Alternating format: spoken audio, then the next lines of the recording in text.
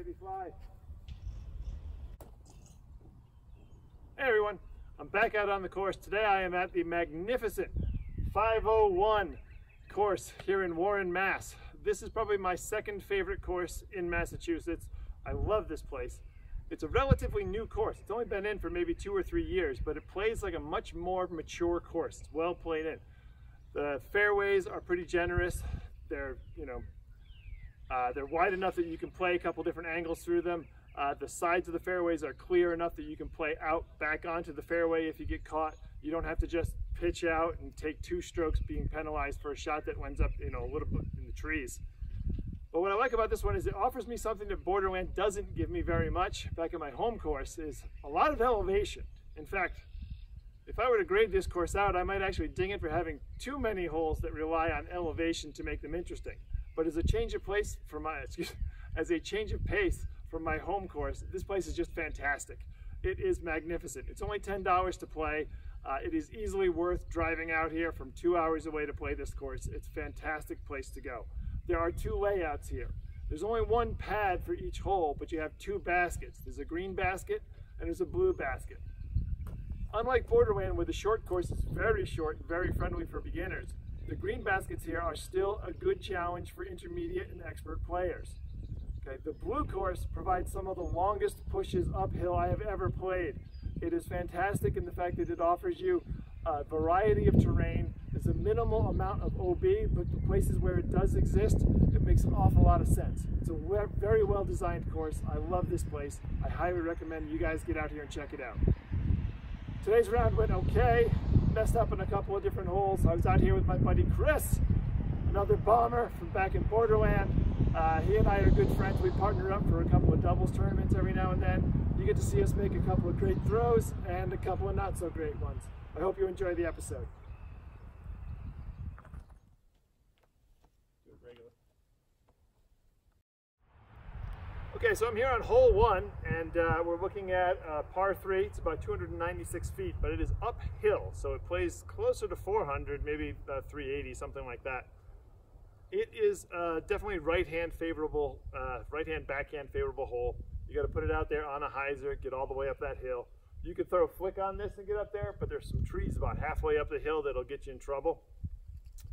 It's a different story going to blue on this hole. This one, it's just a big long crank, not quite as high on the hill, but a significantly longer distance. I've got Chris with me today. He's a lefty. Maybe he can show you how to ante this bugger. It's quite a climb though, so we'll see how it goes.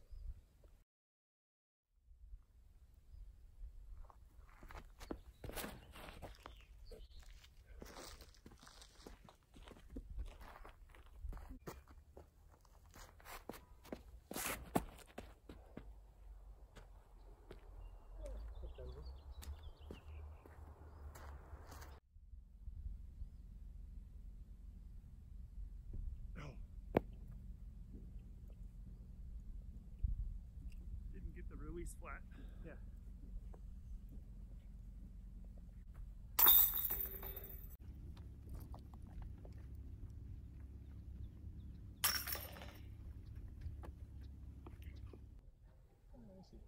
One of the things I love about this course is these great signs. Okay, here we are on hole 2. This one's a pretty straightforward shot. It's got some good distance to it. There is a little bottleneck up near the green just before you get there, about 60 feet away from the pin. And if you fall into the woods on the right-hand side, then you can get into some serious trouble. There's a lot of dense trees there. On the left-hand side, it depends exactly where you fall. There's some places where paths you can get through, other places that are choked up with vines.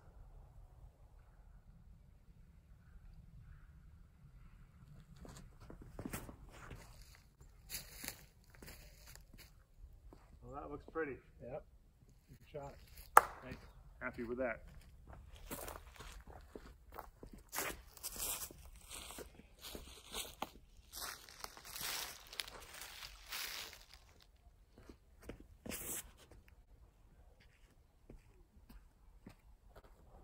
There you go.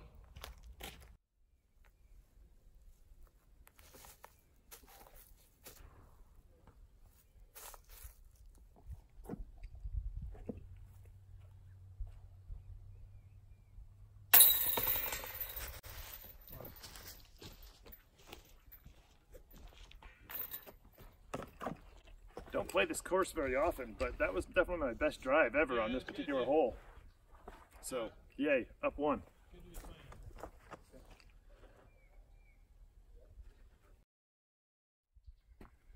This is definitely a lefty-friendly hole. It's a big ante pretty far up this hill, and I always struggle with this one, I'll be honest with you. The few times I played this course, this hole has been murderous, because not only is it a hard right-hand turn uphill, it has also got a fair amount of OB, which is marked with ropes out and around the greens. So, tricky one. Let's see if I can play it well today.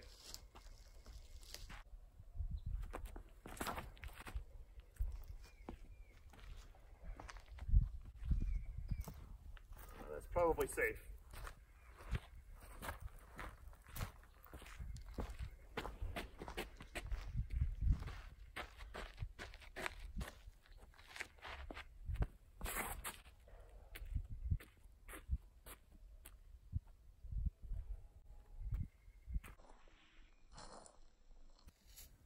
Nice drive, Chris. Thank you. I'm out here in the swamp.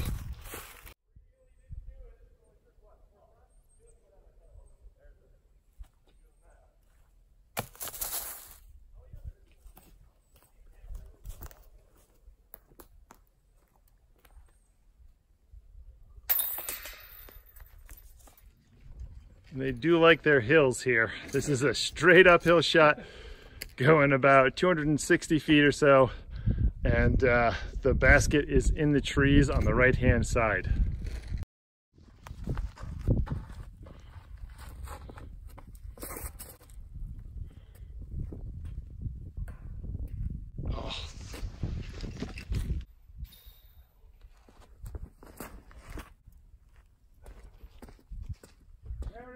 Oh, okay. Good stuff. Chris had an unfortunate tree kick there.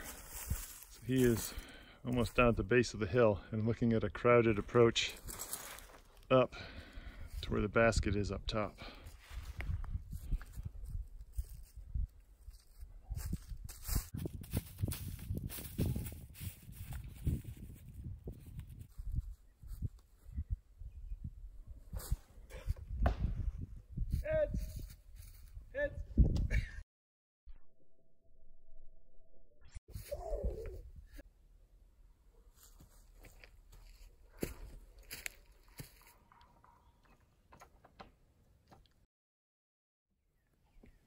This is hole 5.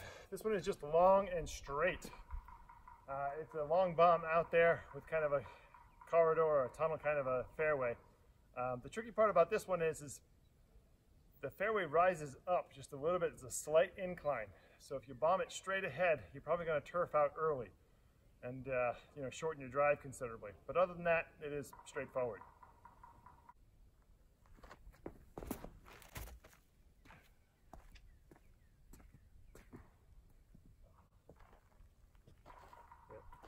That's what a low drive does.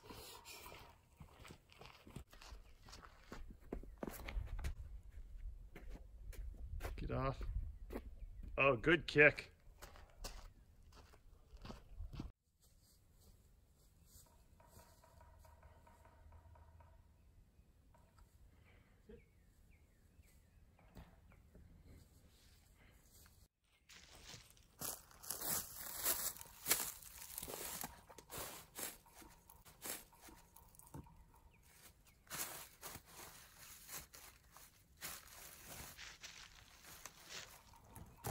Around this.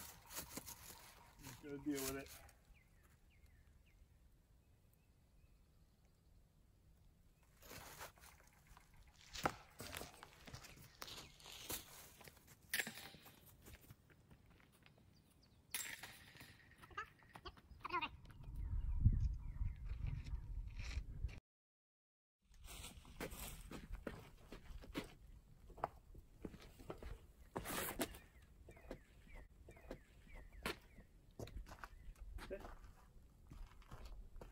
Oh, that's beautiful. Okay, this is one of the shorter holes on the course, but it's a tight one. We have a tight fairway going down there, lots of trees. It actually gets more narrow as you get closer to the green. And just beyond the green, there's a rock wall. Anything over out of bounds. I probably should have mentioned that before you threw. Yeah.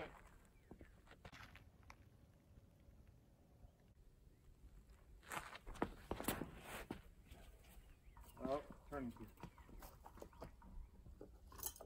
Ooh. Gonna try one putter shot. Big skip. Not happy with that.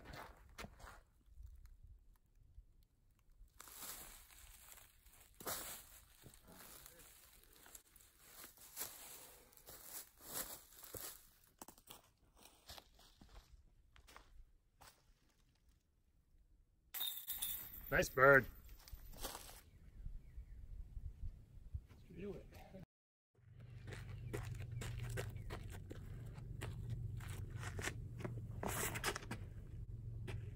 Backside. Oh my goodness. I think you're actually pin high. Okay, so as you can see, if you can see all the way straight ahead, there's a green basket down there. This is just a tunnel shot, straight ahead. What is this, about 280 feet, something like that. You just got to avoid trees on the side. Oh, that's interesting. No, it didn't get lucky.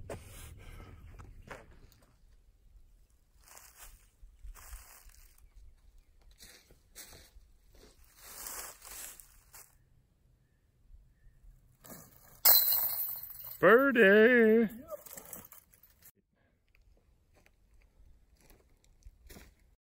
Jump putt.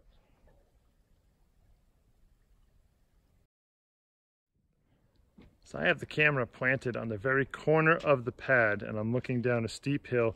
You may be able to just barely see the green basket at the base of this hill. This is basically a putt. Even though it's, what is this, 135 feet?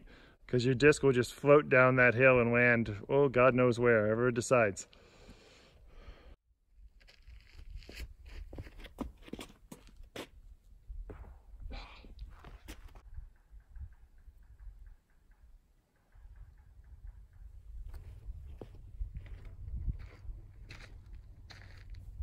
There we go.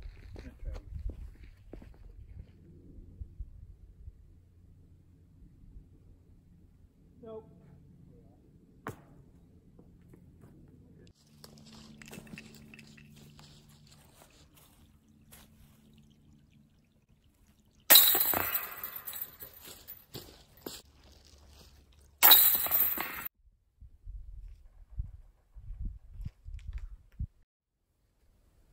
Okay, now we're on hole 9, almost halfway through the round, and this hole is super cute.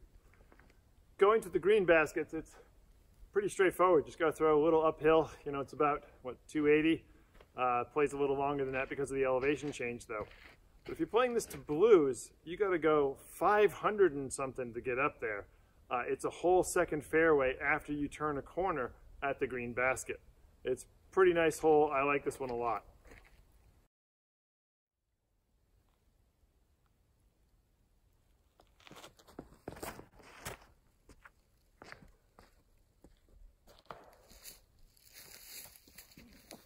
Bit low.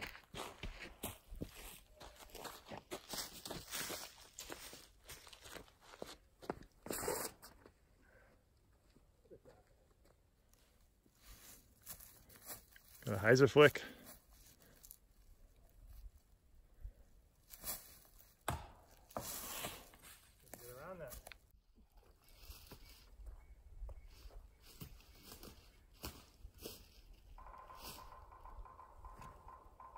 Oh, I turned it.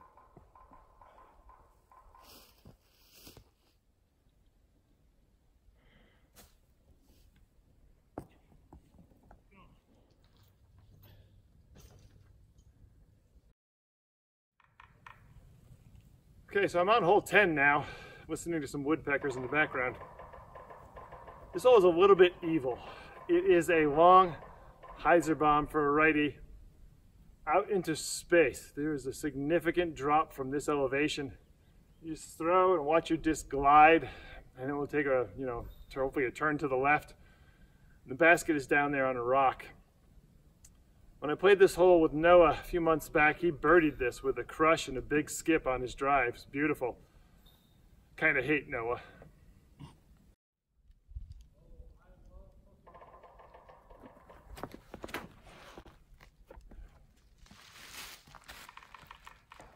Oh.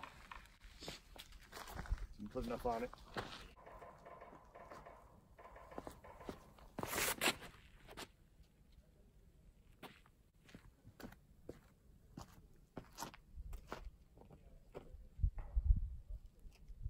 Chris is going to the wrong basket. That was a crush.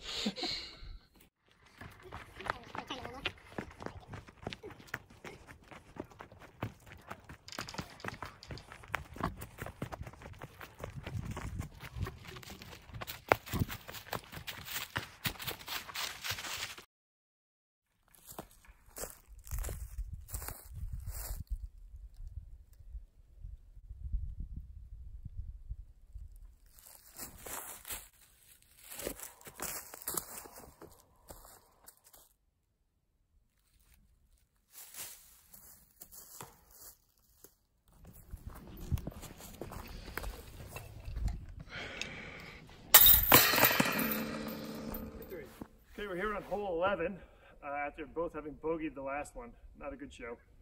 There's a couple lines you can take here. There is a right-hand route, as I show you with my left hand. That's pretty safe, nice hyzer around there for a right-hander. There's also another route that goes straight at it from this side, but one of the things you probably can't see in the footage is that there's a couple of vines dangling down out of a tree right above the wall over there. And that cuts off pretty much directly between us and the basket.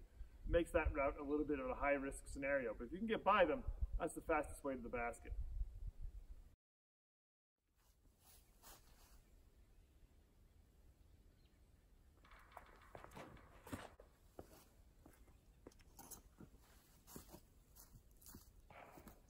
I'll take my first one, but I'll throw it again.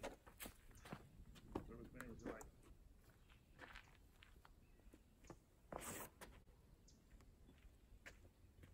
Little. Yeah.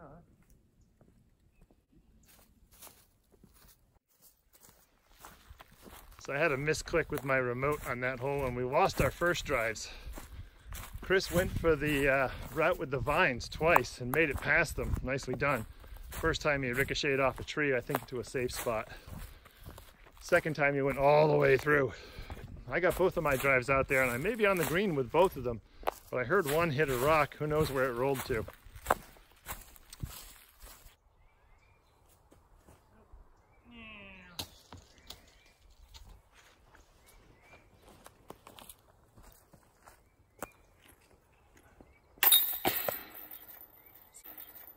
So I parked my first drive. The second drive is behind me about 20 feet. Might have had that one for the birdie, but I'm taking the first one.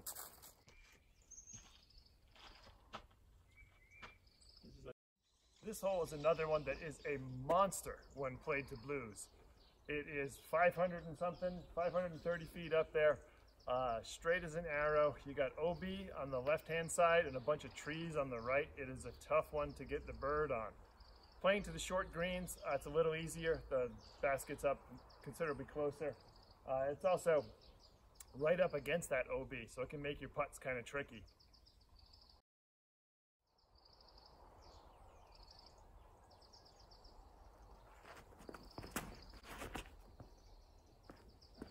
Hold. Good shot. That's safe. Yeah.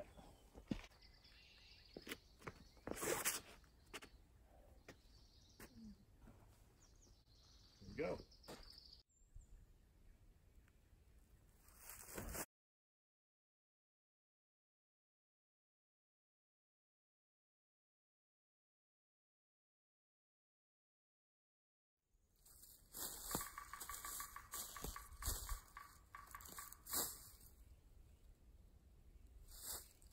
Yeah, I'm gonna have to go all the way outside.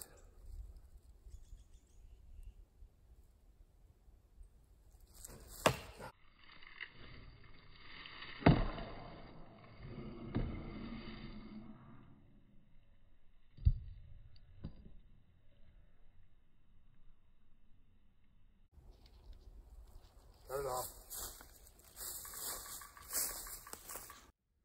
Two worst words in disc golf. Still you.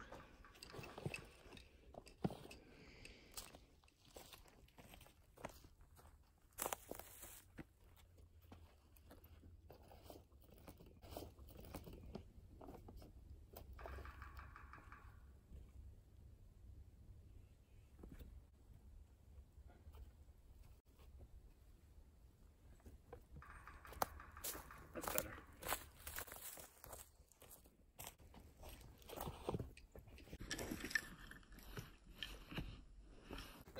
Oh, good bid, Chris.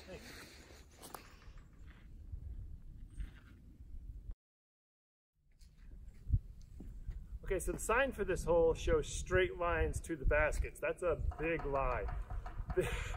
I don't know if the baskets have been moved since this was originally drawn up, or if they just, plan to take down some trees and then change their mind about it. But this is another uphill shot. There's a lot of elevation on this course. You want to wind it out there and then have it either flex or bend over to the left after getting past some trees, and then it's a tough right turn to get back to the basket where it is. So you got to throw a long S if you're going to get anywhere out there. With a right-hander, the only way you're going to do that was with a flick, and this elevation, that's a long way to go.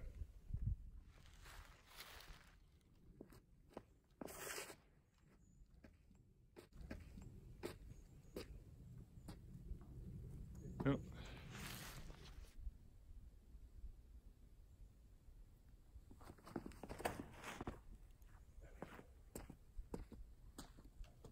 Nice. Yeah. Good snap. That's about usual.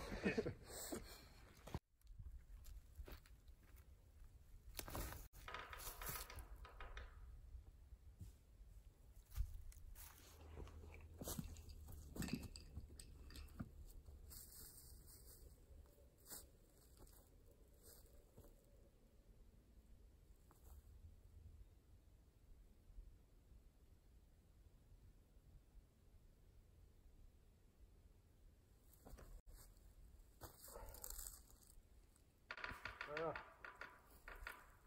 Stalled, didn't turn it enough.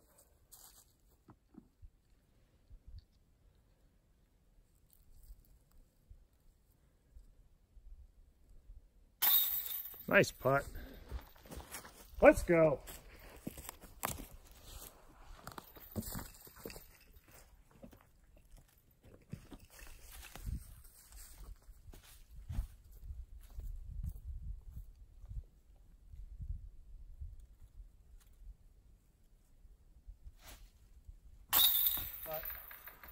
Foot slip just as I. Very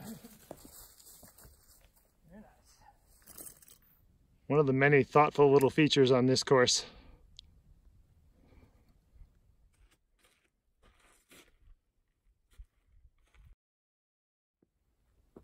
Okay, so this one's another one with a slight elevation going upward. It's about 285 in distance. It's pretty straightforward. There is OB on the wall on the side, but it's well out of the way off the fairway. Pretty easy shot for a right-hand backhand. For a flick thrower, this is going to be really tough. For a lefty, even tougher.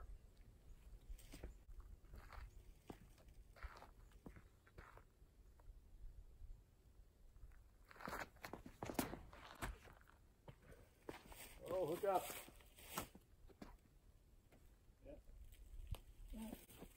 I'm out there, but that's much further to the right than I wanted to be.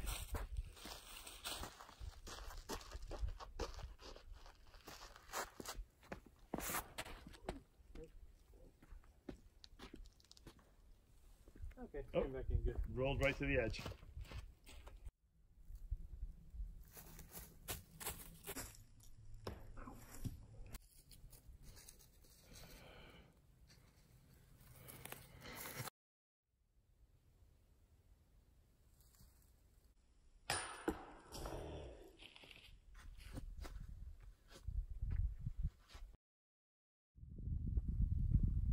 Okay, we're on hole 15.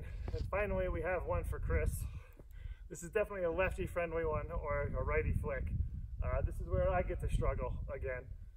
This one goes straight out there and then just takes a 90-degree turn to the right, and the basket's kind of just tucked in quite well in the woods.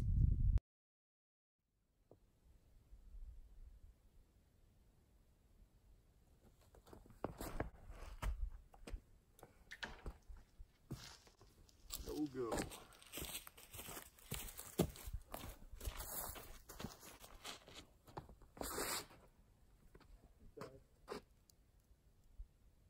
Get in the hole. Nice toss. Thank you.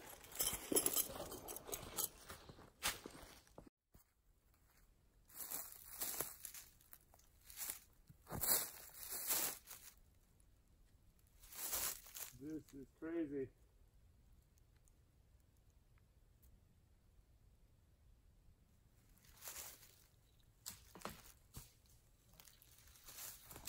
Got through most of it. M4, throw it out there, have it come in. Got a little window here.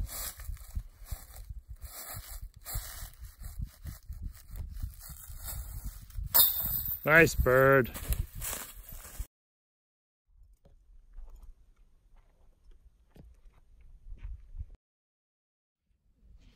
All right, so this hole is pretty straightforward. It's basically just a pump straight out there. Kind of got to throw a field goal between those trees and over that rock ridge. The basket is way down there on the left side of the fairway. You might be able to see it if you look directly to the left of the rock. I'll give you a look.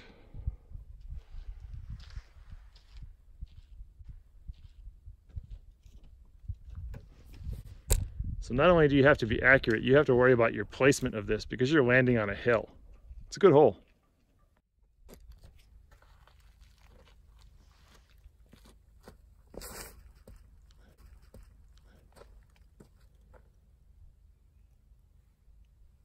Ooh, it never came out of it, did it? Yeah.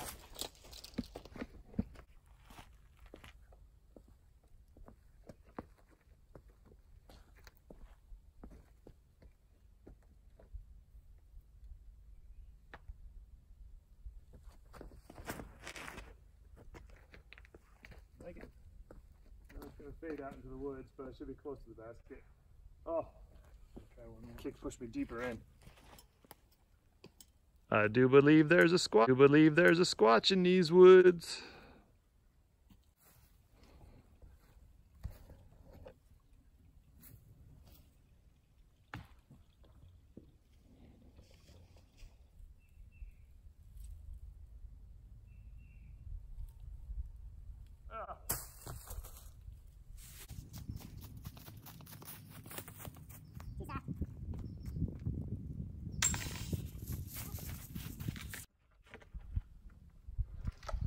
All right, the sign doesn't say much about it. This looks like a simple, straightforward shot, but it's actually pretty tight with the trees, and it's straight down a hill.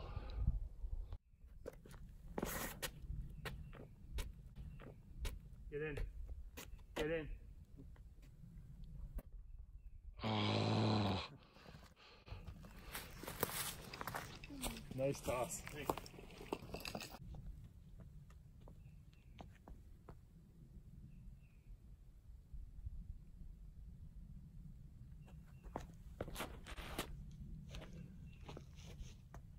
Also get in. In. Oh, past Oh, it. beyond Thunderdome.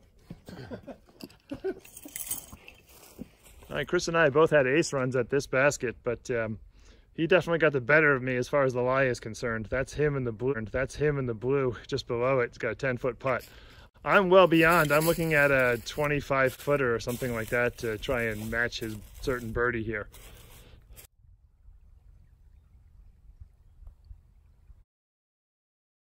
Count it.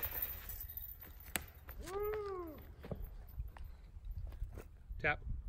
Okay, we're now on hole 18, sponsored by Rapscallion. Unfortunately, this is a great hole, first of all. I love it. It's a big pump, wide open fairway. This is one where you just get to go home on a big throw. The trouble is whether you're playing to the greens or the blues, it's more or less the same shot. This is the kind of the problem with having a single pad and two basket format. In some cases, all you do by adding that second basket is just add more distance, and this is one of those holes. Nothing really changes, you just go a little further. Otherwise, this course is pretty good at managing that. The blue and the green layouts are considerably different. So I might come back here and play the blues layout and give you a look at that.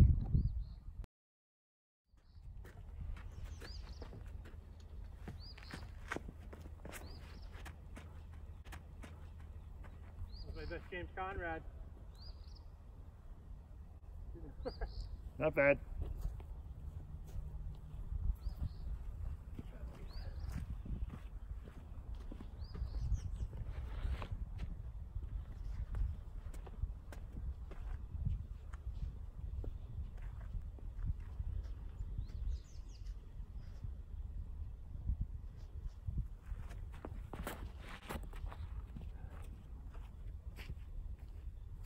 Yeah, baby, fly. Nice shot. James Conrad one more time. You got it.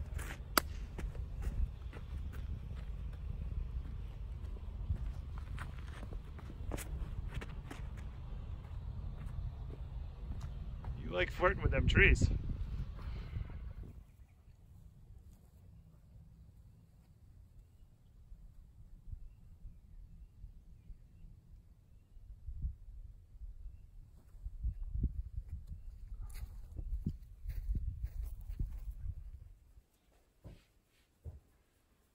So, in my haste to tell you about how great the 501 is, I kind of forgot to tell you why we were there in the first place.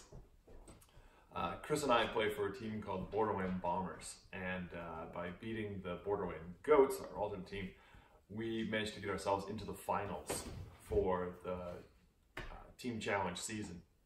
It was a very interesting story because we were in a position where we were either going to get relegated to a lower league or we could make it into the finals because there was a 5-way tie for third place in our division.